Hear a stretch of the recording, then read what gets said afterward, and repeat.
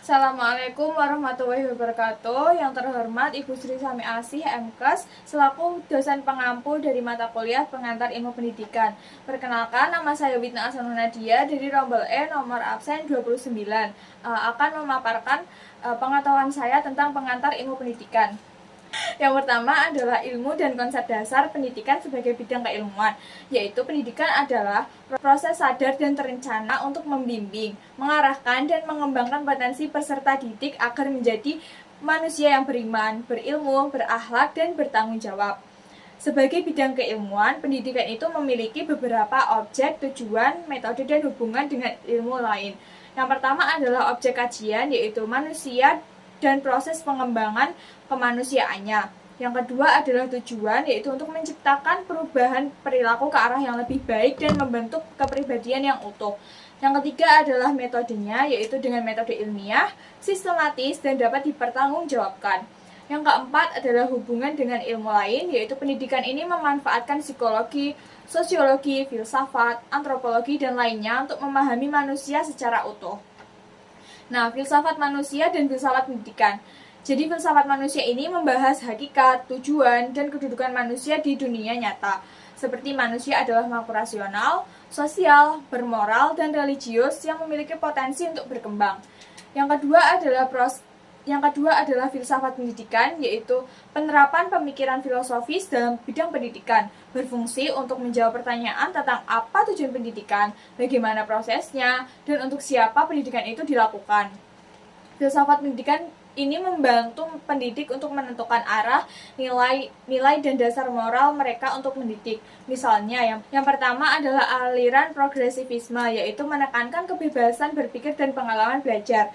Yang kedua adalah aliran perennialisme, yaitu menekankan nilai-nilai abadi dan pembentukan karakter. Yang C adalah landasan pendidikan, yaitu mencakup landasan filosofis seperti memberikan arah dan makna pendidikan berdasarkan nilai kebenaran dan moral.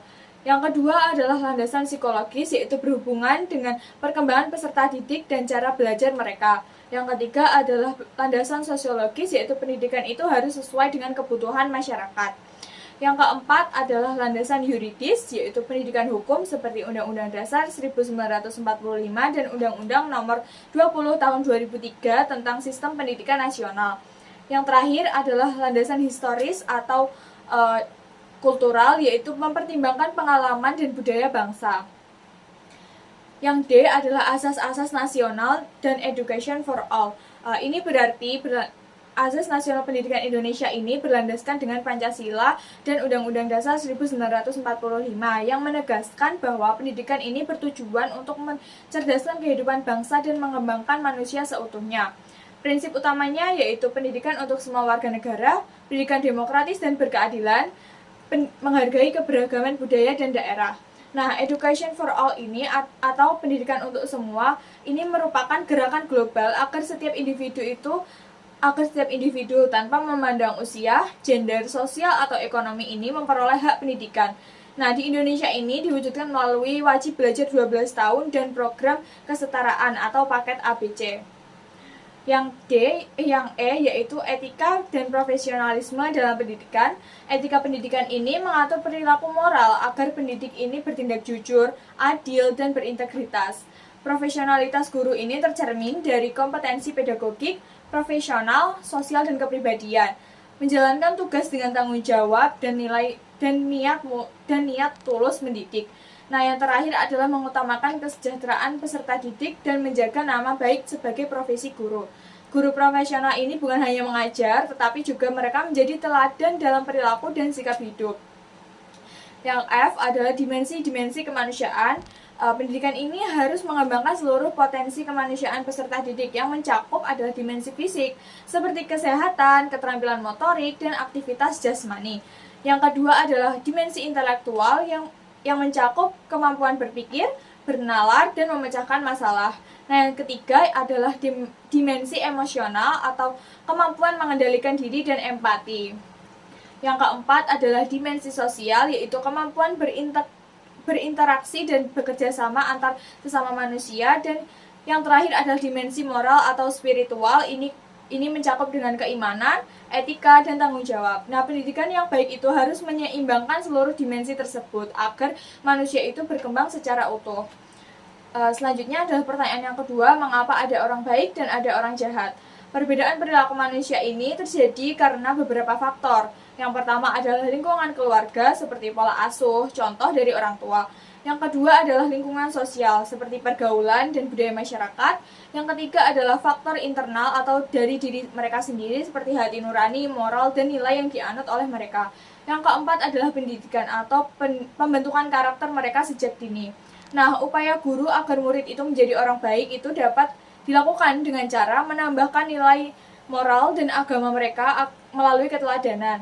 Yang kedua adalah memberikan pembelajaran berbasis karakter.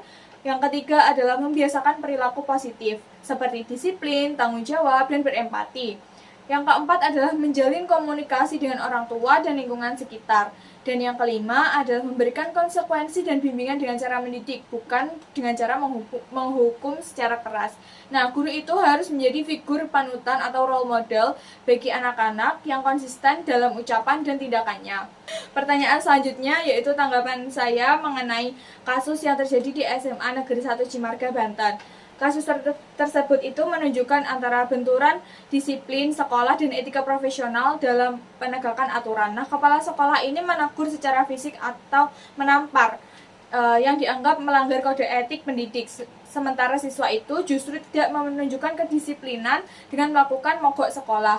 Nah, tanggapan dan sikap itu menurut saya yaitu yang pertama, guru itu tidak boleh melakukan kekerasan fisik. Nah, meskipun dengan niat mendidik, tetapi tindakan tersebut tidak dapat dibenarkan dan melanggar etika profesi dan hukum. Yang kedua adalah siswa itu harus belajar menghormati aturan sekolah dan memahami konsekuensi dari pelanggaran yang telah dilakukannya.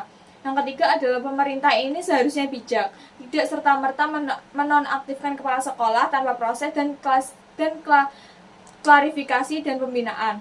Yang keempat adalah solusi terbaik itu menurut saya adalah pembinaan moral dan komunikasi yang mendidik antara pihak sekolah, siswa, dan orang tua agar tercipta budaya yang disiplin tanpa kekerasan. Sekian yang dapat saya sampaikan. Mohon maaf bila ada salah kata atau perilaku yang kurang berkenan. Terima kasih. Wassalamualaikum warahmatullahi wabarakatuh.